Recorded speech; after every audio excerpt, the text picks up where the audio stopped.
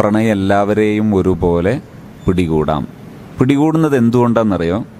അള്ളാഹുവിൻ്റെ ദീനിൻ്റെ നിയമങ്ങളെ അതൊരു ബോർഡർ ലൈനാണ്, നമ്മുടെ പ്രൊട്ടക്ഷന് വേണ്ടിയുള്ള ബോർഡർ ലൈനാണ്. അത് അംഗീകരിച്ചാൽ നല്ലതാണ്, അത് ലംഘിച്ചാൽ ആരായാലും പെടാം. ഇവിടെയാണ് സെക്സിനെ കുറിച്ച് മനസ്സിലാക്കേണ്ടത്. സെക്സ് എന്ന് പറയുന്നത് ബയോളജിക്കലി ഒരു മനുഷ്യൻ്റെ നീഡാണ്, ജൈവികമായ ആവശ്യമാണത്.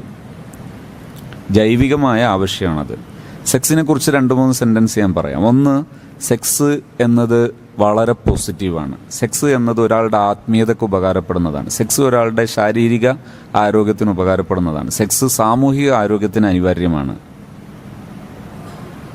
പക്ഷേ സ്ഥലവും സന്ദർഭവും ആളും ഒക്കെ മാറിയാൽ ദുനിയാവും വഷളാവും, ആഖിറവും വഷളാവും. അതുകൊണ്ട് എന്ത് ചെയ്താൽ മതി? ബോർഡറുകൾ പാലിച്ചാൽ മതി. ഇപ്പോൾ എല്ലാവർക്കും വലിയ അബദ്ധം സംഭവിക്കുന്ന ഒന്നാണ്, മിസ്റ്റേക്ക് സംഭവിക്കുന്ന എന്താണ്? കണ്ടാലും കൊണ്ടാലും പഠിക്കാത്തൊരു മിസ്റ്റേക്കാണ്. ഈ അതിർവരമ്പുകൾ അംഗീകരിക്കൂല. എന്നിട്ട് അബദ്ധങ്ങൾ സംഭവിക്കുമ്പോൾ എല്ലാവരും പറയുന്നത് എന്താ പറയുക? ഇസ്ലാമിൻ്റെ ബോർഡർ ലൈൻ ലംഘിച്ചാൽ പിന്നെ നിങ്ങൾ മറ്റുള്ളവരുടെ ബോർഡർ ലൈനിൽ പോയി വീഴും. അപ്പോൾ മിനിയാന്ന് ആ കുട്ടി എല്ലാവരും പറയുന്നൊരു പ്രശ്നം എന്താ അറിയോ? പ്രണയത്തെക്കുറിച്ച് ഞങ്ങൾ ഫ്രണ്ട്സ് ആയതായിരുന്നു, സീരിയസ് ഒന്നല്ലായിരുന്നു, പിന്നെ സീരിയസ് ആയി. എല്ലാവരും പറയുന്ന സംഗതി, ഞങ്ങൾ ഫ്രണ്ട്സ് ആയിരുന്നു പിന്നെ സീരിയസ് ആയി. അപ്പോൾ അതിൻ്റെ അർത്ഥം എന്താ അറിയോ? ഇസ്ലാം ഹറാമാണ് എന്ന് പറഞ്ഞ കാര്യം, പരസ്പരം കാണുക, പരസ്പരം തൊടുക, പരസ്പരം ഒറ്റക്ക് സംഗമിക്കുക എന്ന് പറയുന്നത് ഇസ്ലാം ഹറാമാന്ന് പറഞ്ഞു. എന്തുകൊണ്ടാ? നിങ്ങളെ സുരക്ഷയ്ക്ക് ആവശ്യമായതുകൊണ്ട്. പക്ഷെ അത് അംഗീകരിച്ചില്ല. അവിടെ മറ്റൊരു മതമാണ്, മറ്റൊരു മതം എന്ന് പറഞ്ഞ അഭിപ്രായം, മറ്റൊരു മതമാണ് എന്ത്? ഫ്രണ്ട്സ് ആയാൽ അതൊന്നും പ്രശ്നമല്ല. ആ മതത്തിൽ ഫ്രണ്ട്സ് ആയാൽ കാണാം, തൊടാം, ഇടയ്ക്കിങ്ങനെ കൈയൊക്കെ പിടിക്കാം, ഇടയ്ക്കൊന്ന് അണച്ചുകൂട്ടുകയൊക്കെ ചെയ്യാം, ഒന്ന് ചിരിക്കുകയൊക്കെ ചെയ്യാം. അങ്ങനെ എന്താ സംഭവിക്കുന്നത് എന്നുള്ളതാണ്. പിന്നെ ലവർ ആയാൽ അവിടെ എന്താണ്? ചില ശാരീരിക ബന്ധങ്ങൾ ഉൾപ്പെടെ അനുവദനീയമാണെന്ന് ചിന്തിക്കുന്ന മറ്റൊരു മതം. ഈ മതത്തിലേക്ക് ചേക്കേറുമ്പോഴാണ് നമുക്ക് ഈ മിസ്റ്റേക്കുകളൊക്കെ സംഭവിച്ചത്. മനുഷ്യനെ സൃഷ്ടിച്ച, മനുഷ്യൻ്റെ വൈകാരികതയെല്ലാം, ഇമോഷണലെല്ലാം സൃഷ്ടിച്ച സ്രഷ്ടാവ് തന്ന ബോർഡർ ലൈൻ, അത് പാലിക്കുമ്പോൾ സേഫാണ്. ഇത് ഇന്നെല്ലാവരും പലരും പെടുന്നൊരു രംഗമാണ് അള്ളാഹുവിൻ്റെ നിയമം എന്ന ആ നല്ല ബോർഡർ ലൈൻ ലംഘിക്കുക. എന്നിട്ട് ഈ ഓരോരുത്തരും അവനവൻ്റെ ആവശ്യത്തിന് വേണ്ടി ഉണ്ടാക്കിയ മതമാണ് ഇതൊക്കെ. ഫ്രണ്ട്സ് ആയാൽ ഇങ്ങനെ, ലവർ ആയാൽ ഇങ്ങനെ, അതിൻ്റെ അപ്പുറം പിന്നെ അതിൻ്റെ ഇടയിൽ കുറേ ഉണ്ട്. ഇപ്പോൾ പറഞ്ഞാൽ നമ്മളെല്ലാവരും കൺഫ്യൂസ്ഡ് ആവും. അതായത് അതിൻ്റെ ഇടയിലുള്ള പേരുകളൊക്കെ പറഞ്ഞാൽ. അപ്പോൾ അങ്ങനെ കുറേ ഈ ലോകങ്ങളൊക്കെ മനുഷ്യൻ അവൻ്റെ ആവശ്യത്തിന് വേണ്ടി ഉണ്ടാക്കിയതാണ്. മനുഷ്യൻ അവൻ്റെ വൈകാരികതയ്ക്ക് വേണ്ടി ഉണ്ടാക്കിയതാണ്. അവിടെ ഈ ബോർഡർ ലൈൻ അംഗീകരിക്കലാണ് ഏറ്റവും വലിയ സേഫ്റ്റി. അത് അംഗീകരിക്കാനുള്ള അതിനുള്ള സഹായിക്കുന്ന ഒരു ഐഡിയയാണ് ഞാൻ ഇപ്പോൾ പറഞ്ഞത്. സെക്സിനെ കുറിച്ച് ഇത്രയും കാര്യങ്ങൾ അവെയറായിരിക്കുക. സെക്സ് ഒരു ആവശ്യമാണ്, ഭക്ഷണമൊക്കെ പോലെ മനുഷ്യൻ്റെ ആവശ്യകതയാണത്. അവിടെ ചിലരൊക്കെ പറയുന്നൊരു ന്യായമുണ്ട്. എന്താ അറിയോ? അത് ഞങ്ങളിങ്ങനെ ജോലിക്കും അതുപോലെ ഇങ്ങനെയൊക്കെ ഒന്നിച്ചിരിക്കുമ്പോൾ ഞങ്ങൾക്ക് അങ്ങനെയൊന്നും തോന്നാറില്ല. ഞങ്ങൾ സ്റ്റാഫായിട്ട് അതുപോലെ പഠിക്കുന്ന സമയമൊക്കെ ഒന്നിക്കാറുണ്ട്, അങ്ങനെ തോന്നാറില്ല. അതൊരു ബ്ലണ്ടറാണ്. ഞാൻ പറയാണ്, ഞാനൊരു ഞാൻ കുറേ കാലം 2 വീലർ ഉപയോഗിച്ചിട്ടുണ്ട്. ഞാൻ പറയാണ്, ഞാൻ 10 ലക്ഷം കിലോമീറ്റർ ഓടിച്ചിട്ടുണ്ട്. ഇതുവരെ ഞാൻ വീണിട്ടില്ല. അതുകൊണ്ട് ഞാൻ ഹെൽമെറ്റ് ധരിക്കേണ്ടതില്ല. ഇവിടുത്തെ നിയമപാലകർ അംഗീകരിക്കുമോ? ഞാൻ പറയാം, 10 ലക്ഷം കിലോമീറ്റർ ഞാൻ ഓടിച്ചിട്ടുണ്ട്, ഞാൻ ഇതുവരെ വീണിട്ടില്ല. കാരണം ഹെൽമെറ്റ് എന്തിനാണ് ധരിക്കുന്നത്? വീണിട്ട് തലക്ക് പരിക്ക് പറ്റാതിരിക്കാൻ. അപ്പം ഞാൻ പറയുന്നു, ഞാൻ 10 ലക്ഷം കിലോമീറ്റർ ഓടിച്ചു, ഇതുവരെ വീണിട്ടില്ല, അതുകൊണ്ട് ഞാൻ ധരിക്കണ്ടല്ലോ എന്ന് പറഞ്ഞ് അംഗീകരിക്കുമോ? ഇല്ല. അതായത് സാധ്യതയുണ്ട്, അപകട സാധ്യതയുണ്ട്. ഉണ്ടെങ്കിൽ നമ്മളത് അംഗീകരിക്കണം. എന്ന് പറഞ്ഞാൽ ഒരു മനുഷ്യൻ പുരുഷനാണോ, പുരുഷൻ എന്ന ആ തസ്തികയിലേക്ക് വന്നാൽ, ഇപ്പോൾ ഒരു ആൺകുട്ടി അവൻ വളർന്ന് 13 വയസ്സിന് മേൽപോട്ട് ആൺകുട്ടിക്ക് അവൻ്റെ ശരീരത്തിൽ ഹോർമോണൽ ചേഞ്ച് വരുന്ന സമയം, മെൻ്റലി അവന് എതിർലിംഗത്തോട് താല്പര്യം ഉണ്ടാകാനുള്ള സാധ്യതയുണ്ട്. ആ സാധ്യത എല്ലായ്പ്പോഴും ഇത് പറയുമ്പോൾ ചിലരൊക്കെ കരുതൽ ഈ സെക്സ് എന്നൊക്കെ പറഞ്ഞാൽ പുരുഷൻ്റെ ലൈംഗിക അവയവവും സ്ത്രീയുടെ ലൈംഗിക അവയവുമായി ചേരുന്നത് മാത്രമാണ് സെക്സ്. അങ്ങനെയല്ല. ആ താല്പര്യം തോന്നുന്ന അവസ്ഥയാണത്. അത് ചിലപ്പോൾ അവന് അവളുടെ അല്ലെങ്കിൽ അവൾക്ക് അവൻ്റെ പാട്ടായിരിക്കാം ഇഷ്ടം, ചിലപ്പോൾ മുഖമായിരിക്കാം ഇഷ്ടം, ചിലപ്പോൾ കണ്ണായിരിക്കാം ഇഷ്ടം, ചിലപ്പോൾ കവിതയായിരിക്കാം ഇഷ്ടം, ചിലപ്പോൾ നടത്തമായിരിക്കാം ഇഷ്ടം, അങ്ങനെ പലതായിരിക്കാം. സ്ട്രൈക്ക് ചെയ്യുന്ന ബിഗിനിങ് പോയിന്റ്, തുടക്ക ഇടം, അത് ചിലപ്പോൾ അങ്ങനെ ഏതെങ്കിലും ഒന്നൊക്കെ ആയിരിക്കാം. എല്ലായ്പ്പോഴും എല്ലാം ഒന്നും ഉണ്ടായിക്കൊള്ളുന്നില്ല. അത് ഭാര്യയും ഭർത്താവായാലും അങ്ങനെ തന്നെയാണ്. എല്ലായ്പ്പോഴും ഈ ശാരീരികമായ ബന്ധം, ഫിസിക്കൽ കോണ്ടാക്റ്റ് തന്നെ ആയിക്കൊള്ളണമെന്നൊന്നുമില്ലല്ലോ. അപ്പോൾ ഈ വിഷയത്തിൽ സെക്സിനെ കുറിച്ച് മനസ്സിലാക്കേണ്ടത്, ഇസ്ലാം അത് മനുഷ്യൻ്റെ ജൈവികത കൂടി തീരുമാനിച്ച, ആ ജൈവിക നിയമം കൂടി സംവിധാനിച്ച അള്ളാഹു പറയുന്ന ബോർഡർ ലൈനാണത്. അത് മനസ്സിലാക്കി അതിനനുസരിക്കലാണ് ഏറ്റവും ബെസ്റ്റ് സൊല്യൂഷൻ. 3 കാര്യങ്ങൾ: 1 സ്നേഹം, 2 സെക്സ്, 3 മാരേജ്.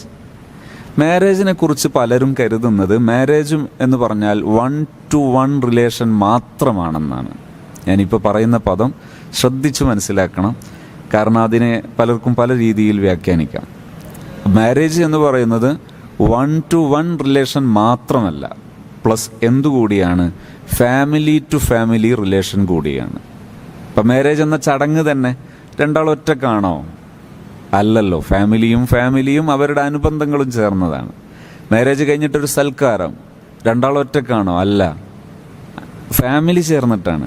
അത് കഴിഞ്ഞിട്ട് ഇവരൊരു കുട്ടിയാകുന്നു, അപ്പോൾ ഒരു അക്കീക്കത്ത് ഇറക്കുന്നു, ഒറ്റക്കാണോ? അല്ല. ആശുപത്രിയിൽ പോകുന്നു, അത്തരം കാര്യങ്ങൾ ഡീൽ ചെയ്യുന്നു, ഒറ്റക്കാണോ? അല്ല. ഇനി ഒരു വീടുണ്ടാക്കുന്നു, ഒറ്റക്കാണോ? അല്ല. ഫാമിലിയാണ്. അങ്ങനെ ഫാമിലി ചേർന്ന് നടക്കേണ്ട ഒരു ലൈഫാണ് മാരേജ് ലൈഫ്. അതുകൊണ്ട് അവിടെ മാച്ചബിൾ ആകണം, മുക്കാഫത്ത് വേണം. ഇത് മാരേജ് ലൈഫിൻ്റെ ഒരു അനിവാര്യതയാണ്. ഈ അനിവാര്യത മനസ്സിലാക്കിയിട്ടാണ് മാരേജ് ലൈഫ് സെറ്റിൽ ചെയ്യേണ്ടത്. അവിടെ പ്രണയത്തിൻ്റെ പേരിൽ രക്ഷിതാക്കൾക്കൊന്നും ഒത്തുചേരാൻ കഴിയാത്ത, ഫാമിലിക്കൊന്നും ഒത്തുചേരാൻ കഴിയാത്ത, തനിക്ക് സ്ട്രൈക്ക് ചെയ്ത ഏതോ ഒരു നൈമിഷികമായ അതിനു വേണ്ടി മാരേജ് കെട്ടിപ്പടുത്താൽ അവിടെ എന്ത് സംഭവിക്കും? ഒരുപാട് ഒറ്റപ്പെടലുകൾ സംഭവിക്കും. കാരണം മാരേജ് ലൈഫിൽ സാധാരണ ഒരു ഇടപാട് സ്ഥാപിക്കുന്ന സമയത്ത് രക്ഷിതാവ് പറയാറുള്ളത് ഉസവ്വിജൂക അലാമ അമറല്ലാഹു തആല ബിഹി മിൻ ഇംസാക്കിൻ ബിമഅറൂഫിൻ ഔ തസ്രീഹിൻ ബിഇഹ്സാൻ. അതായത് നിനക്ക് ഞാൻ ഈ ഒരു ബന്ധം, ഈ ഇണബന്ധം ഇത് സ്ഥാപിച്ചു തരികയാണ് അള്ളാഹു നിർദ്ദേശിച്ച മാനദണ്ഡത്തിൻ്റെ അടിസ്ഥാനത്തിൽ. അതെന്താണ്? ഇംസാക്കുൻ ബിമഅറൂഫിൻ, നല്ല രീതിയിൽ കൂടെ നിർത്താം. പറ്റാതെ വന്നാൽ തസ്രീഹുൻ ബിഇഹ്സാൻ, നല്ല രീതിയിൽ പിരിയാം. അവിടെ കലഹിച്ച് ജീവിക്കാനുള്ളതല്ല.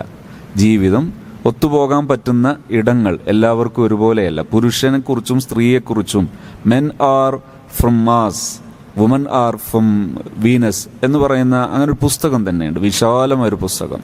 അതായത് പുരുഷൻ ഒരു ഗോളത്തിൽ നിന്നും സ്ത്രീ മറ്റൊരു ഗോളത്തിൽ നിന്നുള്ള 2 ജീവികളാണ് എന്നാണ് ആ പദത്തിൻ്റെ സൂചകം. അങ്ങനെ പറയാൻ കാരണം പുരുഷനും സ്ത്രീയും തമ്മിൽ അത്രമേൽ വ്യത്യാസമുണ്ട് മനഃശാസ്ത്രപരമായ അവരുടെ സമീപനങ്ങളിലും ജീവിത രീതികളിലും. പുരുഷനൊരു പ്രശ്നം ഉണ്ടായാൽ കുറച്ച് ഒറ്റയ്ക്കിരുന്ന ഒരു ആശ്വാസമാണ്. സ്ത്രീക്കൊരു പ്രശ്നം ഉണ്ടായാൽ 1000 നോട്ടീസ് അടിച്ച് വിതരണം ചെയ്ത ഒരു ആശ്വാസം. രണ്ടും വ്യത്യാസമാണത്. അവിടെ ഒരു പുരുഷനൊരു പ്രശ്നമായി ഒന്ന് ഒറ്റയ്ക്കിരുന്നാൽ നിങ്ങൾക്ക് എന്തു പറ്റി, നീ അതിൻ്റെ പണി എടുത്തോട്ടെ, ഞാൻ ഇവിടെ ഇരിക്കാം. രണ്ടാമതും ചോദിക്കുമ്പോൾ പറയും നീ അത് അരച്ചോ, അത് ഞാനിവിടുന്ന് ഇത് ചെയ്തോളാം. മൂന്നാമതും ചോദിക്കുമ്പോൾ ഇയാൾ മറ്റുള്ള തന്തക്ക് വിളിക്കും. അതോടുകൂടെ അപ്പോഴേ എനിക്ക് തോന്നിയിട്ടുണ്ട് നിങ്ങൾക്ക് വേറെ എന്തോ ഒരു കുഴപ്പമുണ്ട്, അല്ലെങ്കിൽ ഇപ്പം നിങ്ങൾക്ക് എന്നെ പറ്റിയിട്ടില്ല, ഇവിടേറ്റ് യാതൊരു പ്രശ്നവുമില്ല, മൂപ്പര് എന്തോ ഒരു ബിസിനസ് പ്രശ്നമോ അല്ലെങ്കിൽ ജോലിയിലൊരു പ്രശ്നം തീർക്കാനിരിക്കുകയാണ്. പക്ഷേ ഇതാണ് അവരുടെ വ്യത്യാസങ്ങൾ. പുരുഷനും സ്ത്രീയും തമ്മിൽ മനഃശാസ്ത്രപരമായ നയനിലപാടുകളിലും സമീപന രീതികളിലും ഭയങ്കര വ്യത്യാസം ഉണ്ടാകും. ഈ വ്യത്യസ്തതകളെ മനസ്സിലാക്കി മുന്നോട്ട് പോകാൻ പഠിക്കലാണ്, അതിന് കമ്മ്യൂണിക്കേഷൻ എന്നാണ് ആ സോഫ്റ്റ് സ്കില്ലിന് പറയാം.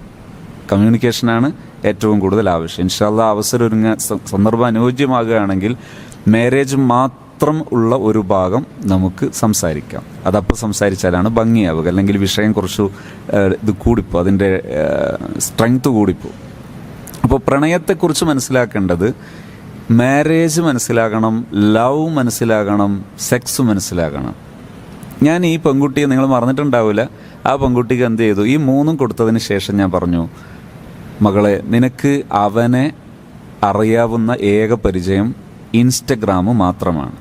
SSLC +1 +2 പഠിക്കുന്ന പെൺകുട്ടികൾ, ആൺകുട്ടികൾ ഇൻസ്റ്റഗ്രാം ID തുറക്കുന്നതിനെക്കുറിച്ച് എൻ്റെ മനസ്സിലുള്ള ഒരു വിചാരം ഞാൻ പറയുന്നു.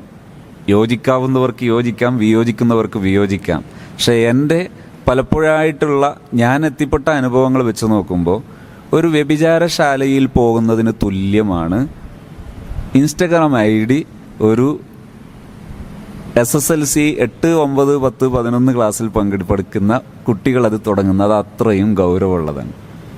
വ്യഭിചാരശാലയിൽ പോയാൽ വ്യഭിചാരം ചെയ്തോളണമെന്നൊന്നുമില്ല, പക്ഷേ പെടാനുള്ള സാധ്യതയൊക്കെ അവിടെയുണ്ട്. ഇതുപോലെ അപകടകരമാണ്. നിങ്ങളൊന്ന് ആലോചിച്ച് നോക്കുക. എൻ്റെ സദസ്സിലുള്ളവരും എൻ്റെ ശബ്ദം കേൾക്കുന്നവരും നിഷ്പക്ഷമായി ഒന്ന് ആലോചിച്ച് നോക്ക്. ഒരു 8, 9, 10 ക്ലാസ്സിൽ പഠിക്കുന്ന ഒരു കുട്ടി, അവർക്ക് ഇൻസ്റ്റഗ്രാം IDയിലെ ആവശ്യം എന്ത്? നിഷ്പക്ഷമായി നിങ്ങൾ ആലോചിച്ച് നോക്ക്. ഒരു ഇൻസ്റ്റ IDയുടെ നീഡ് എന്താണ്?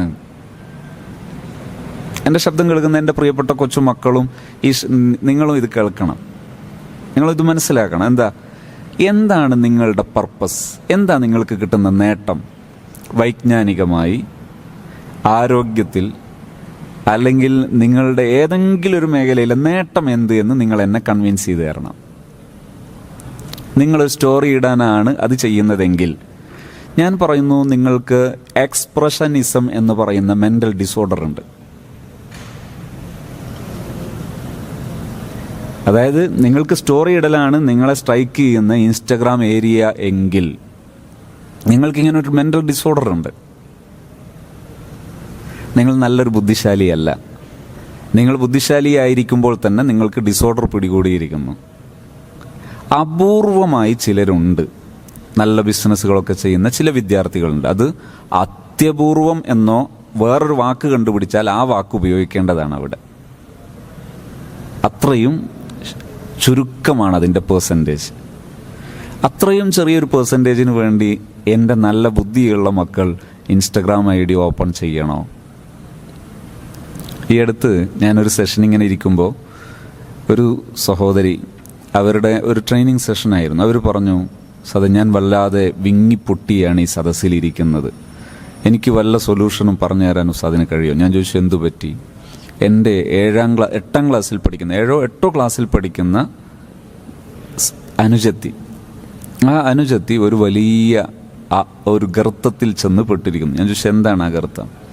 പ്രണയം. എന്താണ് പ്രണയത്തിൻ്റെ രൂപം? അവർ പറഞ്ഞു, ഞാൻ എൻ്റെ വീട്ടിലിരിക്കുന്ന സമയത്ത് ഉമ്മയുടെ ഫോണിൽ ഇൻസ്റ്റ IDയുടെ നോട്ടിഫിക്കേഷൻ വരുന്നുണ്ട്, പക്ഷേ ഇൻസ്റ്റഗ്രാമിൽ കാണുന്നില്ല. ഇൻസ്റ്റ ഹൈഡഡ് ആണ്, പക്ഷേ നോട്ടിഫിക്കേഷൻ വന്നുകൊണ്ടിരിക്കുന്നുണ്ട്. അങ്ങനെ ഞാൻ 2 ദിവസം എടുത്ത് യൂട്യൂബ് ഉസ്താദിനോടൊക്കെ ചോദിച്ച് പഠിച്ച് മനസ്സിലാക്കി എങ്ങനെ കണ്ടെത്താം. അങ്ങനെ കണ്ടെത്തി നോക്കുമ്പോൾ 7ാം ക്ലാസ് ആണെന്നാണ് എൻ്റെ ഓർമ്മ. 7ാം ക്ലാസ്സിലെങ്ങാനുള്ള ഈ ഒരു ആൺകുട്ടിയാണ്, ഈ ആൺകുട്ടിയായിട്ടാണ് ഈ ചാറ്റ് ചെയ്യുന്നത്. അങ്ങനെ അത് ആ കെട്ടഴിഞ്ഞപ്പോൾ ഈ പെൺകുട്ടി പറയാണ്, അവൻ എന്നെ പ്രപ്പോസ് ചെയ്തതാണ് എന്ന് പറഞ്ഞാൽ അതിന് നമ്മളെ നേരാൻ വണ്ണുള്ള ഭാഷയിൽ പറഞ്ഞാൽ വിവാഹാന്വേഷണം നടത്തിയതാണെന്ന് പറയേണ്ടത്. പക്ഷേ അങ്ങനെ പറയാൻ സമൂഹത്തിന് കഴിയുമെന്ന് എനിക്കറിയില്ല. എന്നെ പ്രപ്പോസ് ചെയ്തതാണ് 7ാം ക്ലാസ്സിലെ കുട്ടി. ഇതിൽ അസാംഗത്യമൊന്നുമില്ല. കാരണം എന്താണ്, ഒരു പെൺകുട്ടിക്ക് ഒരു 9 വയസ്സ് മുതൽ മേൽപോട്ട് ഈ ഒരു ചിന്ത വരാം. സയൻറ്റിഫിക്കലി ചിന്തിച്ചാൽ അത് വരാം. അത് വലിയ അസാംഗത്യമൊന്നുമല്ല. ഒരു ആൺകുട്ടിക്ക് ഒരു 13-14 വയസ്സാകുമ്പോൾ ഈ ചിന്ത വരാം. അത് വലിയ അസാംഗത്യമൊന്നുമല്ല, സാധ്യതയുള്ളതാണ്, ബയോളജിക്കലി സാധ്യതയുള്ളതാണ്. അത് വലിയ പറ്റാത്ത സംഗതിയൊന്നുമല്ല. താല്പര്യം തോന്നുക, ഇഷ്ടം തോന്നുക സ്വാഭാവികമാണ്. അപ്പോൾ അവിടെയുള്ള പരിഹാരം എന്താണ്? പരിഹാരം തുറന്ന മനസ്സുള്ള, ഓപ്പൺ മൈൻഡഡായിട്ട് സംസാരിക്കുന്ന, ഓപ്പൺ ടോക്ക് നടത്താൻ പറ്റുന്ന പാരന്റ് ചിൽഡ്രൻ റിലേഷൻ, മാതാപിതാക്കൾ കുട്ടികളുടെ ബന്ധമാണ് അവിടെ ആവശ്യം. ഈ പ്രണയം എന്നത് കൃത്യമായി മനസ്സിലാക്കിയാൽ വളരെ നിസ്സാരമാണ്. ക്യാൻസർ പോലെ. ക്യാൻസറിൻ്റെ പ്രോസസ്സിങ് മനസ്സിലാക്കിയാൽ ക്യാൻസർ നിസ്സാരമാണ്. നമ്മുടെ ശരീരത്തിൽ ഓരോ നിമിഷവും കോശങ്ങൾ വളർന്നുകൊണ്ടിരിക്കുന്നു. പഴയത് ഇല്ലാതാകണം. ഇങ്ങനെ നടക്കേണ്ട പ്രോസസ്സാണ് നോർമൽ പ്രോസസ്സ്. അത് നശിച്ചു പോയിട്ട് അവിടെ പഴയ സെല്ലുകൾ ഡെഡായി കിടന്നാൽ, അവിടെ കിടന്നാൽ അത് മുഴയാകാം, തലച്ചോറിലാകുമ്പോൾ ട്യൂമറാകാം, അങ്ങനെ ഓരോ ഭാഗത്തും. എന്നാൽ ഈ ക്യാൻസറിൻ്റെ വളർച്ചയും നശീകരണവും എന്ന സന്തുലിതാവസ്ഥ നഷ്ടപ്പെടുന്നതാണ് ക്യാൻസറിൻ്റെ അടിസ്ഥാന സ്വഭാവം. ക്യാൻസറിൻ്റെ ശരിയായ പരിഹാരം ആരോഗ്യം നന്നാക്കലാണ്. റേഡിയേഷൻ എന്തല്ല, ക്യാൻസറിൻ്റെ ശരിയായ പരിഹാരമല്ല, താൽക്കാലികമായ മാനേജിങ് ഡിസീസ് ആണ്.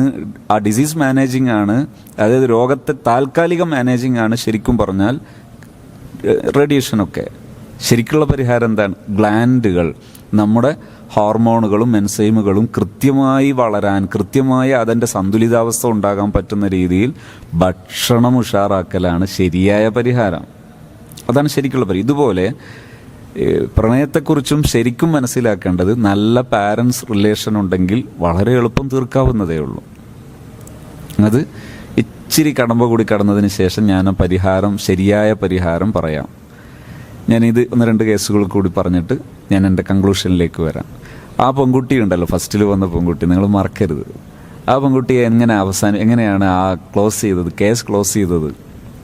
ഞാൻ ആ പെൺകുട്ടിയോട് ചോദിച്ചു, നിനക്ക് ഈ ആളെ പറ്റി എത്ര അറിയാം? ഒന്നും അറിയില്ല. അപ്പോൾ ഫോൺ എങ്ങനെ കിട്ടി? ഫോണ് കൊറിയറായി അയച്ചു കൊടുത്തു. കൊറിയറായി നിന്റെ അഡ്രസ്സിൽ അയച്ചോ? നിന്റെ അഡ്രസ്സിൽ അയച്ചാൽ വീട്ടിൽ അറിയില്ല. അല്ല, എൻ്റെ അഡ്രസ്സിലല്ല, എൻ്റെ ഫ്രണ്ടിൻ്റെ അഡ്രസ്സിൽ അയച്ചു. ഫ്രണ്ട് ആരാണ്? ഫ്രണ്ട് മറ്റൊരു പെൺകുട്ടിയാണ്. അപ്പോൾ ഈ മറ്റൊരു പെൺകുട്ടിയെ അയച്ചാൽ അവരുടെ വീട്ടിൽ അറിയില്ലേ? അപ്പോൾ മറ്റൊരു പെൺകുട്ടിയുടെ പാരന്റ് ചിൽഡ്രൻ റിലേഷൻ ബ്രേക്കഡാണ്, ഫുള്ളായിട്ട് മുറിഞ്ഞ ബന്ധമാണ്, കലഹപൂർണമായ ബന്ധമാണ്. നിങ്ങളൊന്ന് ആലോചിച്ച് നോക്ക്. ഒരു കുട്ടി ദുഷിക്കുന്നത് ഒരു നാടിനെ ദുഷിപ്പിക്കാൻ മതിയായ ദുരന്തമാണിത്. ആ കുട്ടി അങ്ങനെ ഉള്ളത് കൊണ്ടാണ് ഇത് നടക്കുന്നത്, ഈ റിലേഷൻ നടന്നു. അങ്ങനെ ഫോൺ ഇവിടെ എത്തിയ ഡേറ്റും എല്ലാം ഞാൻ പരിശോധിച്ചു. ഓക്കെ, ഞാൻ അതിന് ശേഷം ചോദിച്ചു, ഇനി നിനക്ക് മുന്നോട്ടുള്ള രീതി എന്തൊക്കെയാണ്? നിന്റെ ഫാമിലിയുടെ കൂടെ ജീവിക്കുന്നോ, അല്ലെങ്കിൽ അവരെ നീ സ്നേഹിക്കുന്നു എന്ന് പറയുന്നത് ശരിയാണോ? ശരിയാണ്. ഞാൻ ചോദിച്ചു, ഇപ്പോൾ ഈ 2 ദിവസം നിന്റെ കയ്യിൽ ഫോൺ ഉണ്ട് എന്നറിഞ്ഞതിന് ശേഷമുള്ള 2 ദിവസത്തെ നിന്റെ പാരന്റിന്റെ അവസ്ഥ നിനക്കറിയോ? ഈ 2 ദിവസം എന്നെ വിളിച്ചതിന് ശേഷം എൻ്റെ അടുത്ത് വരുന്നത് വരെയുള്ള 2 ദിവസം അവരനുഭവിച്ച ആ ഒരു ദുരന്തം, ഓരോ സമയവും അദ്ദേഹം എന്നോട് പറഞ്ഞു, ഞാൻ എൻ്റെ ക്ലാസ്സിൽ ഈ 2 ദിവസം ഒന്നും പറഞ്ഞിട്ടില്ല. കാരണം എനിക്ക് നാവ് പൊങ്ങുന്നില്ല സംസാരിക്കാൻ. നല്ല ക്ലാസ് എടുക്കുന്ന, നല്ല ഒരു സാമർത്ഥ്യമുള്ള നല്ലൊരു ദായിയാണ്, നല്ലൊരു പണ്ഡിതൻ. അദ്ദേഹം പറഞ്ഞു, എനിക്ക് സംസാരിക്കാനേ പറ്റുന്നില്ല. കാരണം അദ്ദേഹത്തിൻ്റെ മകൾ എന്ന ചിന്ത അദ്ദേഹത്തെ ഇങ്ങനെ ആഞ്ഞാഞ്ഞ് കൊത്തിക്കൊണ്ടിരിക്കുകയാണ്, ഒരു വിഷപ്പാമ്പ് കൊത്തുന്നത് പോലെ. അദ്ദേഹത്തിൻ്റെ മാതാവിന് പിന്നെ പറയേണ്ടതുണ്ടോ? അപ്പോൾ ഇവരെ തീയിലിട്ടിട്ട് നീ ഒരു റിലേഷന് പോകുന്നതിന് എന്ത് കൗതുകം, എന്ത് മാനുഷികതയാണ് അതിനുള്ളത്? അപ്പോൾ ഈ കുട്ടിക്കൊരു ചോദ്യം ഉണ്ടാകും മനസ്സിൻ്റെ ഉള്ളിൽ, എന്താണ് സൊല്യൂഷൻ? ഞാൻ പറഞ്ഞു, നീ എല്ലാരെയും സ്നേഹിക്കാൻ പഠിക്കണം. ആരെ ഉൾപ്പെടെ? നിന്റെ മറുവശരിക്കുന്ന ലവറെ ഉൾപ്പെടെ സ്നേഹിക്കാൻ പഠിക്കണം. അങ്ങനെ സ്നേഹിക്കാൻ പഠിക്കുകയാണെങ്കിൽ സൊല്യൂഷനുണ്ട്. അപ്പോൾ എന്താ സൊല്യൂഷൻ?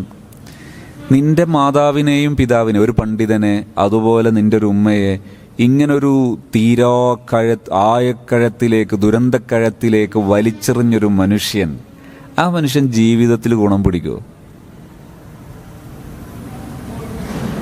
ഒരു നൈമിഷികമായ സെക്സിന് വേണ്ടി, സെക്സാണത്, പ്രണയം എന്നത്, ഞാൻ നേരത്തെ പറഞ്ഞ ജലദോഷം തന്നെ കേൾക്കണം എല്ലാവരും. ആ പ്രണയം അത് കേവലം സെക്സാണ്. അതിൻ്റെ പേരിലാണ് ഈ മാതാപിതാക്കളെ ദുരന്തത്തിന് വലിച്ചെറിഞ്ഞു കൊടുക്കുന്നത്. ഇത് ശരിയാണോ? ഞാൻ പറഞ്ഞ 3 ഭാഗങ്ങൾ നിങ്ങൾ ആവർത്തിച്ച് പിന്നീട് കേട്ടാൽ മതി. പ്രണയം എന്നതിനെ സൊല്യൂഷനിലേക്ക് വരുമ്പോൾ 3 പ്രധാന ആശയങ്ങൾ: 1 ലവ്, സ്നേഹം; 2 മാരേജ്; 3 സെക്സ്. ഈ 3 സംഗതികളെക്കുറിച്ച് ഞാൻ പറഞ്ഞ വിവരണം, ആ സ്റ്റേറ്റ്മെൻറ്റുകൾ കൃത്യമായി നിങ്ങൾ ആവർത്തിച്ചൊന്ന് കേട്ടു നോക്കിയാൽ മതി. അതിനുശേഷം ഞാനിപ്പോൾ പറഞ്ഞുകൊണ്ടിരിക്കുന്ന ഭാഗങ്ങൾ ഒന്നുകൂടി കേട്ടാൽ നിങ്ങൾക്ക് ഞാൻ പറയുന്ന ആശയം വളരെ എളുപ്പം മനസ്സിലാകും, നല്ല സൊല്യൂഷനാണ്. ഇതിൽ എന്ത് വേണം എന്നതുകൂടി പറയുന്നതിൻ്റെ മുമ്പ് ഒരു കേസ് സ്റ്റഡീസും കൂടെ പറയാം. കേരളത്തിൻ്റെ തെക്ക് ഭാഗത്ത് നിന്ന് ഒരു സഹോദരി, ഡിഗ്രി സൈക്കോളജി ഫൈനൽ ഇയർ പഠിച്ചുകൊണ്ടിരിക്കുന്ന വിദ്യാർത്ഥിനി. ആ വിദ്യാർത്ഥിനിക്ക് ഇതുപോലെ ഒരു പ്രണയം. പക്ഷേ ആ പ്രണയം, ഈ പെൺകുട്ടി മുസ്ലിമാണ്, മറുവശത്തിരിക്കുന്നത് മറ്റൊരു മതസ്ഥരാണ്. അപ്പോൾ അവരുമായി ഈ പ്രണയം ശക്തമായി, അത് മുറിയില്ല എന്നിടത്തെത്തി. അത് പിന്നെ കുറേ പ്രോസസ്സിങ്, കുറേ ഇടപെടലുകളൊക്കെ പലയിടത്തുനിന്ന് നടന്നു. അങ്ങനെ ഈ കുട്ടി വരുന്ന സമയത്ത് ഒരുപാട് മെഡിസിനുകളൊക്കെ കഴിച്ച് സംസാരിക്കാൻ പോലും വേണ്ട വിധം കഴിയാത്ത അത്ര, അഥവാ ചിലരൊക്കെ മദ്യപിച്ചാൽ സംസാരിക്കുമ്പോൾ നാവ് കുഴയും, അതുപോലെ നാവ് കുഴയുന്നുണ്ട് സംസാരിക്കുമ്പോൾ. അങ്ങനെ പശ്ചാത്തലത്തിലെത്തിയൊരു കുട്ടിയാണിത്. അപ്പോൾ ഈ കുട്ടിയോട് ഞാൻ സംസാരിച്ചു തുടങ്ങി. ഞാൻ ചോദിച്ചു, ഈ ബന്ധം മുറിക്കാൻ നിനക്ക് പറ്റുമോ? ഇല്ല, എനിക്ക് പറ്റില്ല. അപ്പോൾ നിനക്ക് നിൻ്റെ പാരൻസിനോട് ഇഷ്ടമാണോ? ഇഷ്ടമൊക്കെയാണ്, പക്ഷേ ഈ ബന്ധം മുറിക്കാൻ കഴിയില്ല എന്ന് പറഞ്ഞു. അങ്ങനെ ഞാൻ ഒന്നാമത്തെ സിറ്റിങ് ക്ലോസ് ചെയ്യുമ്പോൾ അവരോട് ഞാൻ പറഞ്ഞു, നിങ്ങളൊരാഴ്ചയെങ്കിലും നിങ്ങൾ പാരൻസും ഈ മോളും നിങ്ങളൊന്നിച്ച് ഇടപഴകണം. അതായത് ഞാൻ പറയാറുള്ളത് ക്വാളിറ്റി ടൈം. ക്വാളിറ്റി ടൈം എന്ന് പറഞ്ഞാൽ ഒരു 20 മിനിറ്റിൽ ചുരുങ്ങാത്ത സമയം സൗഹൃദത്തിൽ ഒന്നിച്ചിരിക്കണം, സംസാരിക്കണം, ഒന്നിച്ചിരുന്ന് സംസാരിക്കണം. തമ്മിൽ കലഹിക്കുന്ന ഒരു മാറ്ററും പറയരുത്, കുറ്റപ്പെടുത്തുന്ന ഒരു മാറ്ററും പറയാതെ ഒന്നിച്ചിരിക്കണം എന്നാണ് ഞാൻ പറയാം. അങ്ങനെ ഒരാഴ്ച കഴിഞ്ഞിട്ട് വരാൻ പറഞ്ഞു. ഒരാഴ്ച കഴിഞ്ഞ് വന്നതിന് ശേഷം ഞാൻ ഈ ഇൻപുട്ട് വീണ്ടും ഇട്ടു. ഏത് 3 സംഗതിയാണ് ഞാനിട്ട്. 1 ലവ്, 2 മാരേജ്, 3 സെക്സ്. ഈ 3നുള്ള വിവരം ഒന്നും കൂടി ഇട്ടു. ഒന്നുകൂടി ഇൻപുട്ട് ഇട്ടതിന് ശേഷം ഞാൻ അവരോട് ചോദിച്ചു, നിനക്ക് സ്നേഹിക്കാൻ പറ്റുമോ? നിനക്ക് മാരേജിനെ കുറിച്ച് ഞാൻ ഈ പറഞ്ഞിട്ട് ഈ മാരേജിലേക്ക് വരാൻ പറ്റുമോ? അതുപോലെ നിനക്ക് സെക്സിനെ കുറിച്ചുള്ള ഈ ധാരണ. അപ്പോൾ എന്നോട് പറഞ്ഞു, ഓപ്പണായിട്ട് പറഞ്ഞു, ഞങ്ങൾ പലതവണ ഫിസിക്കൽ കോണ്ടാക്റ്റ്. ഈ ഫിസിക്കൽ കോണ്ടാക്റ്റ് എന്നൊക്കെ പറയുമ്പോൾ ചിലർക്കതൊരു കൗതുകമുള്ള നല്ല വാക്കാണ്. കൊണ്ടൊരാൾ പറഞ്ഞിരുന്നു, ഈ നമ്മൾ വിസർജിക്കുന്നതിനെക്കുറിച്ച് നാടൻ വാക്ക് ഉപയോഗിക്കുന്ന ആ പദം ഉപയോഗിക്കുന്നതും ലൂസ് മോഷൻ എന്ന് പറയുമ്പോഴും ഒരു വ്യത്യാസമുണ്ട്. ഇതുപോലെ ഒന്നാണ് വ്യഭിചാരത്തെക്കുറിച്ച് ഫിസിക്കൽ കോണ്ടാക്റ്റ് എന്ന് പറയുമ്പോൾ അതൊരു പവിത്രത പോലെ തോന്നാറുണ്ട് ചിലർക്ക്. പലതവണ ഫിസിക്കൽ കോണ്ടാക്റ്റ് നടന്നുപോയി എന്നാണ് അവർ പറയുന്നത്. ഇവിടെ എൻ്റെ ചോദ്യം, ഫിസിക്കൽ അപ്പോൾ ഇവരുടെ അതിൽ വലിയൊരു കൗതുകമുണ്ട്. എന്താ കൗതുകം എന്നറിയാം? എൻ്റെ ശരീരം ആദ്യമായി അനുഭവിച്ച അവനെ വിട്ട് മറ്റൊരാളെ പുൽകുക എന്നത് അതെനിക്ക് അസാധ്യമാണ്. നമ്മൾ മനസ്സിലാക്കേണ്ട ഒരു വലിയൊരു ഏരിയയാണ്. അതായത് നിങ്ങൾ അള്ളാഹുവിൻ്റെ മതം വിട്ടാൽ ഉദ്ഖുലൂ ഫിസ്സിൽമി കാഫ, മതത്തിൽ പൂർണ്ണ കടക്കണം. അല്ലെങ്കിൽ അത് വിട്ട അബദ്ധം തന്നെയാണ്, അബദ്ധങ്ങളുടെ ഘോഷയാത്രയാണ്. അതായത് അനധികൃതമായി ഹറാമായി സ്വന്തം വാപ്പയെ, സ്വന്തം ഉമ്മയെ, സ്വന്തം ഫാമിലിയെ, വളരെ ഇഷ്ടത്തോടെ ജീവിക്കുന്ന ഫാമിലി, അവരൊക്കെ ഉപേക്ഷിച്ചിട്ട് സ്വന്തം പടച്ച സൃഷ്ടാവിനെയും സൃഷ്ടാവിൻ്റെ നിയമത്തെയൊക്കെ ഉപേക്ഷിച്ചിട്ട് എന്ത് ചെയ്യുക? മറ്റൊരാളെ സ്വീകരിക്കുക. എല്ലാ അർത്ഥവും മാറ്റി വെച്ചിട്ട് ഒരാളെ സ്വീകരിക്കുക. എന്നിട്ട് അതിലുണ്ടായ ആദ്യത്തെ ഒരു അനധികൃതമായ ലൈംഗിക ബന്ധത്തെ പവിത്രവൽക്കരിക്കുന്നു. ഇതാണ് മറ്റൊരു മതം എന്ന് ഞാൻ പറഞ്ഞത്. ആ പവിത്രവൽക്കരണത്തിൽപ്പെട്ടാൽ ഇനി നശിക്കാൻ പോകുന്നത് എന്താ? അതായത് ലോകത്തെ ഏറ്റവും കൂടുതൽ വിറ്റഴിക്കപ്പെട്ട പുസ്തകങ്ങളിൽ ഒന്നാണ് the 5 love language. Gary Chapman എന്ന ലേഡിയാണ് ആ പുസ്തകത്തിൻ്റെ രചയിതാവ്. അദ്ദേഹം ലവിനെ കുറിച്ച് പറയുന്ന സമയത്ത് ലവ് അഫെയറിനെ കുറിച്ച് പറയുന്നുണ്ട്. ആ ഭാഗത്ത് അദ്ദേഹം പറയുന്നു, ഈ പ്രണയം എന്നത് സെക്സിൻ്റെ ബൈ പ്രൊഡക്റ്റാണ്. അതുകൊണ്ട് തന്നെ വിവാഹം കഴിയുന്നതോടുകൂടെ പല പ്രണയങ്ങളുടെ പേരിൽ വിവാഹം കഴിയുമ്പോൾ പ്രണയങ്ങൾ പൊട്ടി നാശമാകുന്നു, പിന്നെ പ്രണയം തകരുന്നു. അതിൻ്റെ ഞാൻ പലപ്പോഴും ഇത് പറയുമ്പോൾ പലരും എടുത്തുതിരിക്കാറുള്ളൊരു വശമാണ്, നമ്മുടെ നാട്ടിൽ 1950 മുതൽ ദീർഘകാലം പ്രണയം പവിത്രമാണെന്ന് കൊട്ടിഘോഷിച്ച ആർട്ടാണ്. ഞാനിപ്പോൾ പലപ്പോഴും പറയുമ്പോൾ നിർബന്ധിതമായി പറയേണ്ടി വരാണ്ട് ദൂഷിച്ച ഒരു ആർട്ടാണ് സിനിമാ ലോകം. അത് സിനിമാ ലോകം നൽകിയ വളരെ ദുരന്തപൂർണമായൊരു സംഭാവനയാണ് പ്രണയം പവിത്രമാണെന്ന മെസ്സേജ്. എന്നിട്ട് അവരെന്താ ചെയ്തത്? ഇതിൻ്റെ പേരിൽ പ്രണയവിവാഹം നടത്തിയ സിംഹഭാഗവും അവരുടെ ജീവിതം നാശത്തിൻ്റെ ഒരു ഘോഷയാത്രയാണ്. ഇത് പറയുമ്പോൾ ചിലരൊക്കെ അതിനെ നിസ്സാരവൽക്കരിക്കും. അതിൻ്റെ പ്രശ്നത്തിൻ്റെ വ്യാപ്തി എത്ര വലുതാണെന്നറിയോ? ഇങ്ങനെ ഒരു ബന്ധം സ്റ്റാർട്ട് ചെയ്തതിൻ്റെ പേരിൽ അവിടെ ആ ബന്ധം നിലക്കുമോ? ഇല്ല, മക്കളുണ്ടാകും. ഈ മക്കളുടെ ജീവിതം എന്തായിരിക്കും? ഞാൻ ഒരിക്കൽ തൃശ്ശൂരിൽ ഒരു സംഭവം ഉണ്ടായത് ഓർക്കുകയാണ്. അതായത് ഒരു ലേണിംഗ് ഡിസേബിലിറ്റി മാനേജുമായി ബന്ധപ്പെട്ട ഒരു സെഷൻ നടന്നുകൊണ്ടിരിക്കുമ്പോൾ 2 ടീച്ചേഴ്സ് വരുന്നു. അവർ രണ്ടാളും ഹസ്ബൻഡ് ആൻഡ് വൈഫാണ്. മകളെയും കൊണ്ട് വരുന്നു. ഈ മകൾക്ക് 4ാം ക്ലാസ് എത്തിയിട്ട് പഠനം മോശമായപ്പോൾ IQ ടെസ്റ്റ് നടത്തി. അപ്പോൾ പറഞ്ഞു ബിലോ 50 ആണ്. ബിലോ 50 ആണെങ്കിൽ അതിൻ്റെ സയൻസ് അനുസരിച്ച് സ്കൂളിൽ പഠിക്കാൻ യോഗ്യമാവൂല എന്നാണ്. അപ്പോൾ ടീച്ചേഴ്സ് അഭിപ്രായപ്പെട്ടു, ഇനി നിങ്ങൾ വെറുതെ സ്കൂളിൽ അയക്കണ്ടെന്ന്. അപ്പോൾ ഇവരാലോചിച്ചു, ഇനി ഞങ്ങളെ ശേഷം ഇവൾ ആരായിരിക്കും? കാരണം പ്രണയവിവാഹമായിരുന്നു അവരുടേത്. പ്രണയത്തിൻ്റെ പേരിൽ ഭർത്താവും ഭാര്യയും 2 പേരും അവരവരുടെ ഫാമിലിയിൽ നിന്ന് സെപ്പറേറ്റഡ് ആണ്, ഒറ്റപ്പെട്ട് കഴിയാണ്. ഇനി ഞങ്ങൾക്ക് ശേഷം ഇവളെ നോക്കാൻ ഇവൾ ആരായിരിക്കും? ഈ ആലോചന അവരെ അങ്കലാപ്പിലാക്കിയപ്പോൾ ഇവർ 3 പേരും കൂടി ആത്മഹത്യ ചെയ്യാൻ തീരുമാനിച്ചു. അങ്ങനെ ആത്മഹത്യക്ക് പോകുന്ന വഴിയാണ് അവർ ലേണിംഗ് ഡിസബിലിറ്റി മാനേജ്മെൻറ്റ് സെൻറ്ററിൽ അവിടെ വരുന്നത്. ആ സംഭവം വിശദമായി ഞാൻ മറ്റു പലയിടങ്ങളിലും പറഞ്ഞുകൊണ്ട് അത് ഞാൻ ഇവിടെ പറയുന്നില്ല. എൻ്റെ ഉദ്ദേശ്യം എന്താണ്? ബൈ പ്രൊഡക്റ്റായിട്ട് പിന്നീട് വരുന്ന ദുരന്തങ്ങൾ വളരെ വിപുലമാണ്. ഇവരിൽ പിന്നീടുണ്ടാകുന്ന സംഭവ വികാസങ്ങൾ, അതിനുശേഷം അവർ സമൂഹത്തിൽ വിതക്കുന്ന ഫിത്നകൾ, നാശങ്ങൾ, അതിൻ്റെയൊക്കെ വ്യാപ്തി വളരെ വലുതാണ്. അതുകൊണ്ട് തന്നെ ഒരു പ്രണയം ആരംഭിക്കുന്ന സമയത്ത്, ആ പ്രണയത്തിലൂടെയുള്ള ബന്ധങ്ങൾ സ്റ്റാർട്ട് ചെയ്യുന്ന സമയത്ത് അതിൻ്റെ ദുരന്തം തലമുറകളോളം സഞ്ചരിക്കും.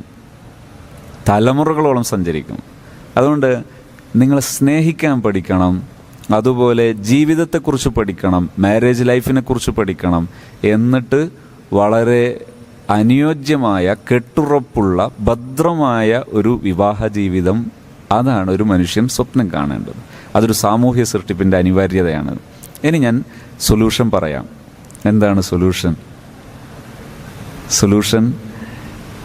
നല്ല പാരന്റ് ചിൽഡ്രൻ റിലേഷൻ. അതെങ്ങനെയായിരിക്കണം? വീട്ടിലെല്ലാം തുറന്ന് സംസാരിക്കാൻ പറ്റുന്ന രീതിയിൽ ഓപ്പൺ മൈൻഡഡ് റിലേഷൻ, തുറന്ന് സംസാരിക്കുന്ന ബന്ധം സ്ഥാപിച്ചെടുക്കുക. മക്കൾക്ക് ജീവിതത്തിൽ എവിടെയുള്ള ഏത് തരം അനുഭവങ്ങളെയും വീട്ടിൽ തുറന്ന് സംസാരിക്കാൻ അനുവാദം ഉണ്ടാകണം. വീട്ടിൽ ആഴ്ചയിലെ ഏറ്റവും ചുരുങ്ങിയത് 2 തവണ, എല്ലാ ദിവസവുമാണ് വേണ്ടത്, ചുരുങ്ങിയത് 2 തവണ വീട്ടിൽ പാരൻസിനോട് എല്ലാം തുറന്ന് പറയാൻ പറ്റണം. എത്രത്തോളം ഒരു 7ാം ക്ലാസ്സിൽ പഠിക്കുന്ന ഒരു കുട്ടിക്ക് സ്വാഭാവികമായും തൻ്റെ ക്ലാസ്സിലെയോ അല്ലെങ്കിൽ തൻ്റെ സ്കൂളിലെയോ അല്ലെങ്കിൽ മറ്റൊരു സ്ഥാപനത്തിലെയോ മറ്റൊരു കുട്ടിയോട് പ്രത്യേക ഇഷ്ടം തോന്നാനൊക്കെ സാധ്യതയുണ്ട്. അങ്ങനെ വല്ലപ്പോഴും ഇഷ്ടം തോന്നിയാൽ അത് വീട്ടിൽ പാരൻസിനോട് പറയാൻ പറ്റണം. വീട്ടിൽ പാരൻസിനോട് ഓപ്പണായിട്ട് പറയാൻ പറ്റണം, എനിക്ക് ഇന്നാലും നാളോട് ഇഷ്ടം തോന്നിയിട്ടുണ്ട്. അപ്പം എന്താ സംഭവിക്കുക? ഇവിടെ ചിലരൊക്കെ ചെന്ന് അബദ്ധത്തിൽ ചാടും. എന്താണ്? പ്രണയം തന്നാൽ അവർ ചില രക്ഷിതാക്കളൊക്കെ പറയും, അത് നമുക്ക് ആലോചിക്കാമല്ലോ. അങ്ങനെ പറഞ്ഞു വെക്കരുത്. എന്ത് ചെയ്യണം? ഓപ്പണായിട്ട് അവരെ കേൾക്കണം. അതായത് ആക്റ്റീവ് ലിസണിങ്. ആക്റ്റീവ് ലിസണിങ് എങ്ങനെയാണ്? മോന് അല്ലെങ്കിൽ മോള് പറയുന്നു, എനിക്ക് ഇന്നാലും നാളോട് ഇഷ്ടമാണ്. ഓക്കെ, ആരോടാണ് ഇഷ്ടം? ഇന്നാളിന്. അയാൾ എന്താ പേര്, എവിടെയാണ് വീട്, അവരെന്താ അറിയാം, അവരെക്കുറിച്ച് എന്തൊക്കെ അറിയാം, അതൊക്കെ അന്വേഷിക്കുന്നു. 1ാം ഘട്ടത്തെ ലിസണിങ് കംപ്ലീറ്റഡ്. അടുത്തൊരു തവണ ഈ ഇഷ്ടം തോന്നാനുള്ള കാരണം എന്താ? കാരണം ഇന്നത് പഠനം അല്ലെങ്കിൽ ഭംഗി എന്തും ആകാം. ഓക്കെ, 3rd ലിസണിങ്, പിന്നെയും ലിസണിങ്ങിലേക്ക് പോകുന്നു. ഇനി അടുത്ത പ്ലാൻ എന്താണ്? അടുത്ത പ്ലാൻ എന്താണെന്ന് ചോദിക്കുമ്പോൾ തന്നെ അതിൻ്റെ സൊല്യൂഷനിലേക്ക് കടക്കും. എന്നിട്ടൊരു പാരൻറ്റിന് ഇനി എന്താ പറയാൻ പറ്റേണ്ടത്? ഇത്രയും ഭാഗം കംപ്ലീറ്റഡ് ആയാൽ ആകെ ഒരു പാരൻറ്റ് പറയേണ്ടത് ഹലാല് മാത്രമേ ജീവിതത്തിൽ ചെയ്യാവൂ, ഹറാമ് ചെയ്യരുത്.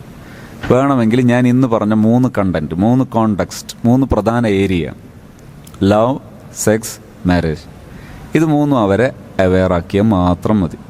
ഹറാമ് ചെയ്യരുത്, ഹലാലേ ജീവിതത്തിൽ ചെയ്യാവും.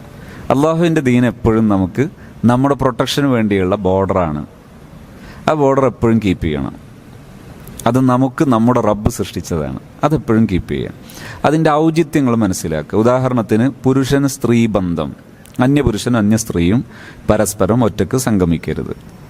അത് എളാപ്പ മൂത്താപ്പയുടെ മക്കളാണെങ്കിലും അവർ പരസ്പരം വിവാഹം ചെയ്യാൻ പറ്റുന്നവരാണ്. ഇവിടെ ചിലരൊക്കെ മനസ്സിലാക്കുന്നത് ഈ കാണാൻ പറ്റാതിരിക്കുക എന്നൊക്കെ പറഞ്ഞാൽ അതൊരു വിദ്വേഷമാണ്. വിദ്വേഷമൊന്നുമല്ല, അവരെ നിങ്ങൾ സ്നേഹിക്കണം. അവരെ സ്നേഹിക്കണം. ഈ സ്നേഹത്തിനുണ്ടായാൽ അവിടെ ഹറാമ് ചെയ്യണം എന്ന് അർത്ഥം വെക്കേണ്ട കാര്യമില്ല. അവർക്കും നമുക്കും ഗുണമുള്ളത് ചെയ്യുന്നതാണ് സ്നേഹം. അതാണ് മാനുഷിക മൂല്യം. മറ്റത് മൂല്യമല്ല. മറ്റ് ഈ മതം ലംഘിച്ചിട്ട് മറ്റേതൊക്കെയോ മതങ്ങളുടെ പിന്നാലെ പോകലാണ് എന്ത്.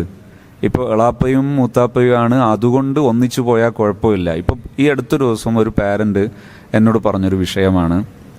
മോനെ സ്ഥാപനത്തിലേക്ക് അയച്ചു, അവനവിടെ നിൽക്കുന്നില്ല, അവന് വീട്ടിൽ നിൽക്കണമെന്ന് പറയുന്നു.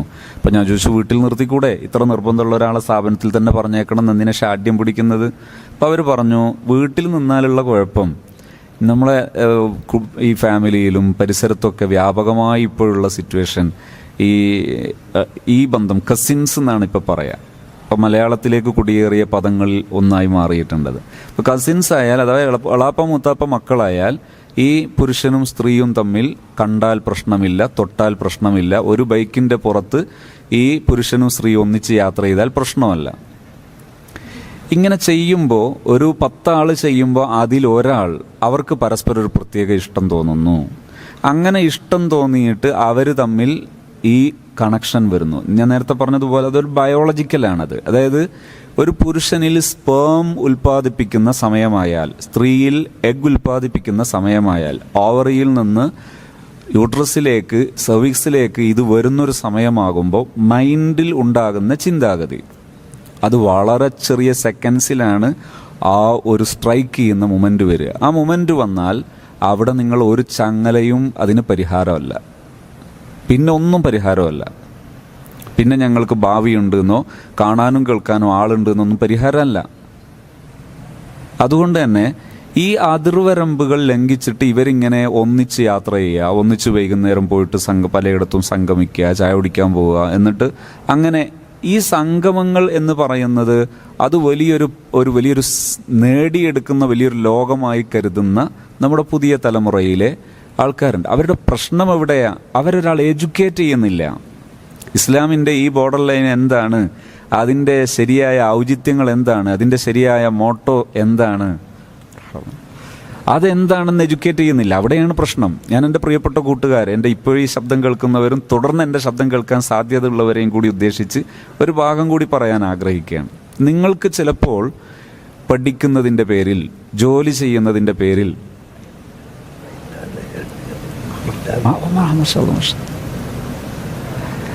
ഒന്നിച്ച് ജോലി ചെയ്യുമ്പോഴൊക്കെ മറ്റ് അസാംഗത്യങ്ങളൊന്നും തോന്നിക്കൊള്ളണമെന്നൊന്നുമില്ല. എല്ലായ്പ്പോഴും അങ്ങനെ അസാംഗത്യങ്ങളൊന്നും തോന്നിക്കൊള്ളണമെന്നില്ല. അത് സ്വാഭാവികമാണത്. പക്ഷേ സാധ്യതയുണ്ട്. ഏതുപോലെ 2 വീലർ ഉപയോഗിക്കുമ്പോൾ എല്ലായ്പ്പോഴും വീണോളണമെന്നില്ല. എല്ലായ്പ്പോഴൊന്നും വീഴില്ല. വീഴുമ്പോൾ തന്നെ എല്ലാവരുടേതും തല തന്നെ അടിച്ചോളണമെന്നില്ല. പക്ഷേ ഇങ്ങനൊരു സാധ്യത ഉള്ളതുകൊണ്ട് ഹെൽമറ്റ് ധരിക്കണം എന്ന് പറയുന്നത് പോലെ ബയോളജിയെ നിങ്ങൾ അംഗീകരിക്കുന്നുണ്ടോ? ഈ ജൈവികതയെ നിങ്ങൾ അംഗീകരിക്കുന്നുണ്ടോ? എങ്കിൽ ഈ സാധ്യതയെ നിങ്ങൾ അംഗീകരിക്കാൻ ബാധ്യസ്ഥരാണ്. എന്ത് സാധ്യത? നിങ്ങൾക്ക് ഒരു താല്പര്യം തോന്നാം, ഒരു ആഗ്രഹം തോന്നാം. ആ ആഗ്രഹം തോന്നിയാൽ അവിടെ പിന്നെ ഔചിത്യബോധങ്ങൾ, അവിടെ തന്നെ നിങ്ങൾക്ക് ആ മാനേഴ്സ് മറ്റൊരു റൂട്ടിലേക്ക് മാറി നിൽക്കും. അപ്പം നിങ്ങൾ പെട്ടുപോകും. അതുകൊണ്ട് ഇങ്ങനെ പെടാൻ സാധ്യത ഉള്ളത് കൊണ്ട് അള്ളാഹു പറഞ്ഞു, നിങ്ങൾ ഇവിടെ പുരുഷനും സ്ത്രീയുമാണ്, അജ്നബിയാണ്. അജ്നബി എന്ന് പറഞ്ഞാൽ കണ്ടാൽ ഐത്തം വരുന്നവർ, കണ്ടാൽ അശുദ്ധമാകുന്ന, അങ്ങനെയല്ല. അങ്ങനെ ഇസ്ലാമിലില്ല. ഇസ്ലാമിൽ എന്തേ ഉള്ളൂ, നിങ്ങൾക്ക് ഇങ്ങനെ ഒരു താല്പര്യം തോന്നാൻ സാധ്യതയുണ്ട്. ആ താല്പര്യം തോന്നിയാൽ അവിടെ വല്ലതും സംഭവിച്ചാൽ അത് ജീവിതകാലം മുഴുവൻ വഷളായി പോകും. നോക്കൂ, നിങ്ങൾ 8ാം ക്ലാസ്സിൽ 9ാം ക്ലാസ്സിലൊക്കെ പഠിക്കുന്ന പെൺകുട്ടികൾ ഗർഭിണിയായ സംഭവം നമ്മുടെ കേരളത്തിൽ ഈ കഴിഞ്ഞ വർഷം വരെ റിപ്പോർട്ട് ചെയ്യപ്പെട്ടിട്ടുണ്ട്. ഒരു 14-15 വയസ്സുള്ള കുട്ടികൾക്ക് എങ്ങനെയാണ് ഗർഭധാരണം ഉണ്ടാകുന്നതെന്ന് അറിഞ്ഞുകൂടാത്തതൊന്നും കൊണ്ടല്ല പെട്ടുപോകുന്നത്. ഈ നൈമിഷികമാണ് ആ ഒരു രംഗം. ആ രംഗം കീപ്പ് ചെയ്യാൻ കൃത്യമായി പറ്റിക്കൊള്ളണമെന്നൊന്നുമില്ല. എന്ത് മാത്രമേ നിങ്ങൾക്ക് കീപ്പ് ചെയ്യാൻ പറ്റുന്ന ബോർഡർ ലൈൻ ഉള്ളൂ? ഈ അതിർവരമ്പ്. അഥവാ ഒരു അജ്നബി, ഒരു അജ്നബിയത്ത്, ഒരു പുരുഷൻ, ഒരു സ്ത്രീ, അവർ സംഗമിക്കുമ്പോൾ അതിർവരമ്പുകൾ പാലിക്കുക. അവിടെ നിങ്ങൾ എന്ത് ചെയ്യാതിരിക്കുക? ഒറ്റക്ക് പരസ്പരം സംഗമിക്കാതിരിക്കുക. അള്ളാഹുവിൻ്റെ ദീനിൻ്റെ ഈ നിയമങ്ങൾ വിട്ടിട്ട് വെറുതെ മറ്റൊരു മതം അഥവാ ലവർ, അതുപോലെ അത്തരം അഡ്രസ്സുകൾ, ഫ്രണ്ട്സ്, റൂംമേറ്റ്സ്, അത്തരം അഡ്രസ്സുകളൊന്നും ഹറാമുകൾ ഹലാലാക്കാനുള്ള ഒരു വഴിയേ അല്ല. ഇപ്പോൾ കുറച്ചു മുമ്പ് ഒരിക്കലും ഒരു എഞ്ചിനീയറിംഗ് പഠിക്കുന്ന ഒരു വിദ്യാർത്ഥി, ഒരു സുഹൃത്ത്, അദ്ദേഹം ഒരു ദിവസം എന്നോട് പറഞ്ഞു, എനിക്ക് ഭയങ്കര അസ്വസ്ഥത, കുറച്ച് ദിവസങ്ങളായിട്ട് തീരെ ഉറക്കം ലഭിക്കുന്നില്ല. അപ്പോൾ അദ്ദേഹത്തോട് ഞാൻ ചോദിച്ചു എന്ത് പറ്റി. അപ്പോൾ അദ്ദേഹം അതിന് മുമ്പൊരിക്കൽ ഒരു പ്രണയവുമായി ബന്ധപ്പെട്ട് വലിയൊരു പ്രയാസം നേരിട്ടപ്പോൾ നമ്മുടെ കൂടെ വരികയും നമ്മുടെ ചില പ്രോഗ്രാമുകൾ കൃത്യമായി പങ്കെടുക്കുകയൊക്കെ ചെയ്ത് നല്ല ഒരു സൊല്യൂഷനിലേക്ക് എത്തിയ ആളായിരുന്നു. അദ്ദേഹം എന്നോട് പറഞ്ഞു, ഇപ്പം എന്നെ അലട്ടുന്ന പ്രശ്നം, ഞാൻ പഠിക്കുന്ന സ്ഥാപനത്തിൽ ഫ്രീ ബേർഡ്സ് ആണ് കൂടുതലും നമ്മുടെ സഹോദരിമാർ. അപ്പം ഞാൻ ചോദിച്ചു എന്താണ് ഫ്രീ ബേർഡ്സ്? ലവർ ആയാൽ 1-to-1 റിലേഷനാണ്. അങ്ങനെ ആകുമ്പോൾ ചില റെസ്ട്രിക്ഷനുകൾ ഉണ്ടാകും. അതായത് ഈ മറുവശത്തിരിക്കുന്ന ലവർ അദ്ദേഹം ഇഷ്ടപ്പെടാത്ത ഒരാളെ കൂടെ പോവുകയോ ഒരാളെ കൂടെ സംഗമിക്കുകയോ ചെയ്താൽ നീ എന്താ അവൻ്റെ കൂടെ എന്ന് ചോദിക്കാൻ അവനുണ്ടാകും. അതിലെ വലിയൊരു അസാംഗത്യം അവിടെ ഉണ്ട്, അത് മറ്റ് ഇരിക്കട്ടെ. അപ്പോൾ ഇതൊരു വലിയ പ്രയാസമാണ്. അതുകൊണ്ട് ഫ്രീ ബേർഡ് ആയാൽ അങ്ങനെ പ്രശ്നമില്ല. ഇന്നൊരുത്തൻ്റെ കൂടെ ആണെങ്കിൽ നാളെ മറ്റൊരുത്തൻ്റെ കൂടെ പോകാം, എന്ത് മതി, ഫ്രീ ബേർഡ് എന്ന് പറഞ്ഞാൽ മതി. അതായത് പിതാവ് ഭർത്താവാകാൻ പറ്റുന്ന ഒരാളോട് അങ്കഹത്തുക്ക എന്ന് പറഞ്ഞാൽ ഉണ്ടാകുന്നത് പോലെ ചില അർത്ഥങ്ങളും ചില മാനങ്ങളും ഇവരുണ്ടാക്കുന്ന പുതിയ മതത്തിൽ ഉണ്ടായിരിക്കുന്നു. അതിനെ അനുസരിച്ച് പിന്നാലെ പോകുന്നു. എന്നിട്ട് അബദ്ധങ്ങൾ കുറേ സംഭവിച്ചു വഷളായതിനു ശേഷം പറയുന്നു, ഞങ്ങൾ ആദ്യം ഫ്രണ്ട്സ് ആയതാണ്, പിന്നെ സീരിയസ് ആയതാണ്. അതിനാണ് ഇത്രയും കാര്യങ്ങൾ പറഞ്ഞത്. അപ്പോൾ എന്താണ് ശരിയായ പരിഹാരം എന്നത് ഞാൻ നേരത്തെ പറഞ്ഞത് പാരൻസിനോടാണ്. എൻ്റെ പ്രിയപ്പെട്ട യുവതലമുറയിലെ നല്ല ബുദ്ധിശാലികളായ, പ്രാപ്തിയുള്ള, നല്ല മനസ്സുള്ള എൻ്റെ കൂട്ടുകാരോട് എനിക്ക് പറയാനുള്ളത്, മനുഷ്യൻ ഈ കാര്യങ്ങൾ അംഗീകരിക്കണം. അതായത് പുരുഷനായാൽ എതിർലിംഗത്തിലുള്ളവരോട് താല്പര്യം തോന്നാം, അതൊരു ജൈവികതയാണ്. അങ്ങനെ തോന്നാൻ സാധ്യത ഉള്ളതുകൊണ്ട് ജോലിയുടെ പേരിലോ റൂംമേറ്റ് എന്ന പേരിലോ മറ്റു പേരിലൊന്നും ഒരു അന്യ സ്ത്രീയും അന്യ പുരുഷനും സംഗമിക്കുന്നതിനെ അംഗീകരിക്കാൻ പാടില്ല. അത് നിങ്ങൾ സ്വയം സുരക്ഷയെ പൊട്ടിക്കലാണ്, സ്വയം സുരക്ഷയെ വലിച്ചെറിയലാണ്. അള്ളാഹു നമ്മുടെ സുരക്ഷയ്ക്ക് വേണ്ടി നൽകിയ വിധി വിലക്കുകളെ അംഗീകരിക്കൽ അത് നമ്മുടെ പ്രൊട്ടക്ഷനാണ് എന്ന് അംഗീകരിക്കുക. അതുകൊണ്ട് ഈ അന്യപുരുഷൻ അന്യ സ്ത്രീ തമ്മിൽ സംഗമിക്കാതിരിക്കുക എന്നത് അതൊരു ഔചിത്യബോധമാണ്. വലിയവരൊക്കെ അത് പാലിക്കുന്നു. ഞാൻ പലപ്പോഴും ഉദാഹരണം പറയാറുണ്ട്. എൻ്റെ ഓർമ്മ ശരിയാണെങ്കിൽ എൻ്റെ കാഴ്ചവട്ടത്തെത്തിപ്പെട്ടതിൽ അമേരിക്കൻ പ്രസിഡന്റ് ഒബാമയും ഭാര്യയും ഇന്ത്യയിൽ വന്നൊരു രംഗമുണ്ടായിരുന്നു. അത് വ്യാപകമായി നമ്മൾ ന്യൂസുകളിലെല്ലാം കണ്ടു. അവിടെ അമേരിക്കൻ പ്രസിഡന്റിൻ്റെ ഭാര്യ ഇതുപോലെ മറ്റൊരാളുമായി മിങ്കിൾ ചെയ്യോ? എന്താ അവർക്കിങ്ങനെ മിങ്കിൾ ചെയ്തൂടെ? അവരങ്ങനെ മിങ്കിൾ ചെയ്യാത്തതിന് അവർ പറയുന്നത് സ്റ്റാൻഡേർഡ് ആണെങ്കിൽ ആ സ്റ്റാൻഡേർഡ് നമുക്ക് പറ്റൂലേ?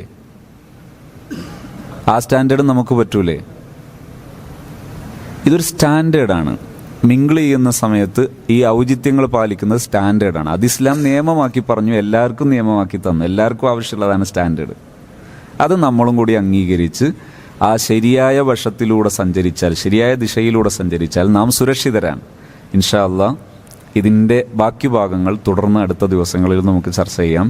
ഇതല്ല മാരേജുമായി ബന്ധപ്പെട്ട ഒരു ഏരിയയും മറ്റൊന്ന് പാരൻറ്റിങ്ങുമായി ബന്ധപ്പെട്ട ഒരു ഏരിയയും വേറെ തന്നെ ഈ വിഷയസംബന്ധിയായി നമുക്ക് ചർച്ച ചെയ്യാനുണ്ട്. ഇന്ന് ഞാൻ സൂചിപ്പിച്ചത് പ്രണയം, അതിൻ്റെ തെറ്റും ശരിയും എന്ന വിഷയത്തെക്കുറിച്ചാണ്. അതിൽ നമുക്കൊരു ധാരണയുണ്ടായാൽ വെറുതെ ഇരുട്ടിൽ തപ്പേണ്ടതില്ല. മിക്കവാറും നല്ല ക്ലിനിക്കൽ സൈക്കോളജിസ്റ്റുകളുടെ കയ്യിലൊക്കെ ഇത്തരം കേസുകൾ എത്തിപ്പെട്ടാൽ 2 റൂട്ടാണ് അവർ പറയാറുള്ളത്. ഒന്ന്, നിങ്ങൾ കെട്ടിച്ചു കൊടുത്തേന്ന് പറയുമ്പോൾ അവർക്കറിയാം ഇത് തൊട്ടടുത്ത ഭാവിയിൽ തെറ്റിപ്പിരിയും. അത് ഒരു കുട്ടിയൊക്കെ ആയിട്ട് തെറ്റിപ്പിരിയുമ്പോൾ അടുത്തൊരു ജനറേഷനും കൂടെ ആ ദുരന്തം അനുഭവിക്കും. ഈ ദുരന്തത്തിന് പോകേണ്ടതുണ്ടോ? രണ്ടാമത്തെ ഒരു കൂട്ടരാണ് ഞാൻ കണ്ടത്. ചിലരൊക്കെ മെഡിസിൻ കൊടുത്ത് സെപ്പറേറ്റ് ചെയ്യാൻ ശ്രമിക്കുന്നു. അങ്ങനെ സെപ്പറേറ്റ് ചെയ്തിട്ട് ചിലപ്പോഴൊക്കെ അത് ആ മെമ്മറിയിൽ നിന്നത് വിട്ടുപോകുന്നു. അതൊക്കെ വെറുതെയാണ്. ഈ അടുത്തും നിങ്ങൾ കണ്ടിട്ടുണ്ടാകും, SSLC ബാച്ച് എന്ന് പറഞ്ഞിട്ട് സംഗമിച്ചു. 45 വയസ്സുകാരിയും 45 വയസ്സുകാരനും ഒളിച്ചോടി. അങ്ങനെ കാണാം. പഴയ പ്രണയിതാക്കളാണ് പോലും. സംഭവിക്കാവതേ ഉള്ളൂ. അതൊന്നും വലിയ അസംഭവ്യമൊന്നുമല്ല, സ്വാഭാവികം മാത്രമാണ്. അവിടെ ഈ നിയമം മാത്രമാണ് പരിഹാരം. ആ നിയമം മനുഷ്യൻ്റെ പ്രൊട്ടക്ഷന് വേണ്ടി മനുഷ്യനെ പടച്ച അള്ളാഹു, മനുഷ്യൻ്റെ വൈകാരികത എന്ന നിയമം പടച്ച അള്ളാഹു മനുഷ്യന് വേണ്ടി നിർദ്ദേശിച്ച, പ്രൊമോട്ട് ചെയ്ത നിയമമാണ്. അതനുസരിക്കലാണ് അതിൻ്റെ ബെസ്റ്റ് സൊല്യൂഷൻ. അള്ളാഹു തൗഫീഖ് ചെയ്യുമാറാകട്ടെ. ഈമാനാണ് സൊല്യൂഷൻ എന്നത് ചുരുക്കി പറഞ്ഞു എന്ന് മാത്രം. ഇവിടെ ചെറിയ ഒരു ചരിത്രം അതിൻ്റെ കൂടെ നമ്മൾ മനസ്സിലാക്കിയാൽ നമുക്ക് ഉപകാരപ്പെടുമെന്ന് ഞാൻ കരുതുന്നു. മഹാന്മാരായ സ്വാലിഹീങ്ങൾ, ആ സ്വാലിഹീങ്ങൾ അവരുടെ ജീവിതത്തിൽ നല്ല പ്രണയങ്ങൾ കൊണ്ടു നടന്നത് കാണാം. നല്ല പ്രണയങ്ങൾ അവരുടെ ജീവിതത്തിലെ മാർഗനിർദ്ദേശിയായി മാറിയത് കാണാം. മരണത്തിന് പോലും സുഖം പുൽകിയത് കാണാം. ഇന്നമല്ലാമാലു ബിന്നിയാത്ത് എന്ന ആ ഹദീസിൻ്റെ വിശദീകരണം മഹാന്മാർ പഠിപ്പിച്ച സമയത്ത് 2 സംഭവങ്ങൾ ചേർത്ത് പറഞ്ഞു. അതിലൊന്ന്, ഹുനൈൻ യുദ്ധത്തിൽ മുസ്ലിം സൈന്യത്തിൽ പോരാടിയുന്നൊരു മനുഷ്യൻ എല്ലാവരും അദ്ദേഹത്തിൻ്റെ ആ ആവേശത്തെ വർണ്ണിച്ച് പറഞ്ഞ സമയത്ത് നബിതങ്ങൾ പറഞ്ഞു ഇന്നഹു മിൻ അഹ്ലിന്നാർ. കുറച്ച് സമയം കഴിഞ്ഞപ്പോൾ അദ്ദേഹത്തിന് വെട്ടിൻ്റെ വേദന സഹിക്കാൻ പറ്റാതിരുന്നപ്പോൾ യുദ്ധം ചെയ്യാൻ ഉപയോഗിച്ചിരുന്ന വാള് മണലിലേക്ക് കുത്തനെ കുത്തിവെച്ചതിന് ശേഷം അതിലേക്ക് ശരീരം എടുത്തിട്ട് ആത്മഹത്യ ചെയ്തു. ഇന്നഹു മിൻ അഹ്ലിന്നാർ, നരകത്തിൻ്റെ വക്താവാണ് ആത്മഹത്യയുടെ വക്താക്കൾ. എന്നാൽ അംർ ഇബ്നു ജമൂഹ് റളിയല്ലാഹു അൻഹു, പ്രായമുള്ള മനുഷ്യൻ, കാലിന് ശക്തമായ മുടന്തുള്ള മനുഷ്യൻ, അംർ ഇബ്നു ജമൂഹ് റളിയല്ലാഹു അൻഹു ഉഹദിൽ സ്വഹാബത്തിൻ്റെ കൂടെ പുറപ്പെടാൻ തീരുമാനിച്ചപ്പോൾ മക്കൾ വന്നിട്ട് പറഞ്ഞു, വാപ്പ വരുന്നുണ്ട്, തങ്ങൾ പറഞ്ഞിട്ടില്ലെങ്കിൽ വാപ്പ യുദ്ധത്തിന് വരും, നല്ല പ്രായമുണ്ട്, മുടന്തുണ്ട്, യുദ്ധമാണ്, ഇത് കളി കാണാൻ പോവുകയല്ലല്ലോ. പക്ഷേ അംർ ഇബ്നു ജമൂഹ് റളിയല്ലാഹു അൻഹു നബിതങ്ങൾ ചോദിച്ചു, നിങ്ങൾക്ക് വിഷമം പ്രായവും മുടന്തൊക്കെ ഇല്ലേ? അംർ റളിയല്ലാഹു അൻഹു ചോദിച്ചത്, എൻ്റെ പ്രായം സ്വർഗത്തിൽ പോകുന്നതിന് തടസ്സമുള്ള പ്രായമാണോ നബിയെ? എൻ്റെ മുടന്ത് സ്വർഗത്തിൽ ചവിട്ടുന്നതിന് തടസ്സമുള്ള മുടന്താണോ നബിയെ? ഈ ചോദ്യം കേട്ടപ്പോൾ നബി സല്ലല്ലാഹു അലൈഹി വസല്ലം തങ്ങൾ പറഞ്ഞു, മക്കളെ തടയണ്ട, ലഅല്ലല്ലാഹ യർസുഖുഹു ഷഹാദ, അദ്ദേഹത്തിന് രക്തസാക്ഷിത്വത്തിന് സാധ്യതയുണ്ട്. യുഹദ് പോരാട്ടം നടക്കുമ്പോൾ 4 ഭാഗത്തു നിന്നും വെട്ടിയിട്ട് കൈ അറ്റുപോകുന്ന സമയമെത്തിയപ്പോൾ പോലും വേദന അറിഞ്ഞിട്ടില്ല. മഹാനവറുകൾ സ്വർഗം ചിന്തിച്ച് നിന്ന് പോരാടി ഷഹീദായി. അള്ളാഹു അത്തരം സ്വാലിഹീങ്ങളെ പിന്തുടരാൻ നമുക്ക് തൗഫീഖ് നൽകുമാറാകട്ടെ. തികഞ്ഞ അള്ളാഹുവിനെ സ്നേഹിക്കുക, ആ അള്ളാഹുവിൽ ലയിച്ച് ജീവിതം സമർപ്പിച്ച മഹാന്മാരെ സ്നേഹിക്കുക. ആ മഹാന്മാരെ സ്നേഹിക്കുന്നതിൻ്റെ ഭാഗമായി അത്തരം സെലിബ്രിറ്റികൾ അവരാണ്, മനുഷ്യ ചരിത്രത്തിലെ സെലിബ്രിറ്റികൾ അവരാണ്. പറ്റുമെങ്കിൽ നമ്മളെല്ലാ തറാവീഹിന് ശേഷവും ഇവിടെ വെച്ച് അനുസ്മരിക്കാറുള്ള സ്വഹാബത്തിൻ്റെ ചരിത്രമുണ്ട്, അത് കേൾക്കുന്നത് നല്ലതാണെന്ന് സജസ്റ്റ് ചെയ്യുന്നു. ആ മഹാന്മാരെ ഫോളോ ചെയ്യുക, ഫോളോ ചെയ്യുന്നതിൻ്റെ ഭാഗമായുള്ള ലൈഫ് സ്റ്റൈൽ ഫോളോ ചെയ്യുക. അള്ളാഹു തൗഫീഖ് നൽകുമാറാകട്ടെ. അൽഹംദുലില്ലാഹി റബ്ബിൽ ആലമീൻ. സല്ലല്ലാഹുമ്മ വസല്ലിം വബാരിക അലാ സയ്യിദിന മുഹമ്മദിൻ വഅലാ ആലി സയ്യിദിന മൗലാന മുഹമ്മദ്. അല്ലാഹുവേ, ഞങ്ങളെല്ലാവരെയും നീ സ്വീകരിക്കണം റഹ്മാനെ. പരിശുദ്ധ റമദാനിൽ നിന്റെ വീടായ പള്ളിയിൽ ഇൽമിൻ്റെ സദസ്സിൽ ഞങ്ങൾ ഒരുമിച്ചിരുന്നു, ഞങ്ങളെല്ലാവരെയും നീ സ്വീകരിക്കണേ അല്ലാ. ഞങ്ങളെല്ലാ തെറ്റുകുറ്റങ്ങളും നീ മാപ്പാക്കി തരണേ അല്ലാ. റബ്ബേ, ഞങ്ങളെ ജീവിതം സന്തോഷത്തിലാക്കണേ റഹ്മാനെ, ആഫിയത്തിലാക്കണേ അല്ലാ, ഈമാനിലും തഖ്വയിലും ആക്കി തരണേ അല്ലാ. റബ്ബേ, എല്ലാറ്റിലും പരിപൂർണനായ നിന്നെ മനസ്സിലാക്കാനും നിന്നെ അനുസരിക്കാനും നിന്നെ ഇഷ്ടം വെക്കാനും നിന്റെ നിയമങ്ങൾ അനുസരിക്കാനും അത് മനസ്സിലാക്കിയത് ഫോളോ ചെയ്യാനും ഞങ്ങൾക്കെല്ലാവർക്കും തൗഫീഖ് നൽകണേ റഹ്മാനെ. പടച്ചോനെ, ഞങ്ങളെല്ലാവരുടെയും ജീവിതത്തിൽ ധാരാളം ആവശ്യങ്ങളുണ്ട്. എല്ലാ ആവശ്യങ്ങൾക്കും ഞങ്ങൾ നിന്നിലേക്ക് കൈ ഉയർത്തി അഭയം ചോദിക്കുന്നു. നീ ഞങ്ങളെല്ലാവരെയും ഏറ്റെടുക്കണേ റഹ്മാനെ. അള്ളാഹുവേ, ഞങ്ങൾക്ക് ഖൈറിൻ്റെ വാതിലുകൾ തുറന്നു തരണേ അല്ലാ. ജീവിതം എണ്ണി തീർത്ത് ഞങ്ങൾക്ക് മരണം തരുമ്പോൾ ഈമാനോടെ മരിപ്പിക്കണേ റഹ്മാനെ. എല്ലാം തന്ന നിന്നെ ആശിച്ച് മരിക്കാൻ ഞങ്ങൾക്കെല്ലാവർക്കും ഭാഗ്യം തരണേ അല്ലാ.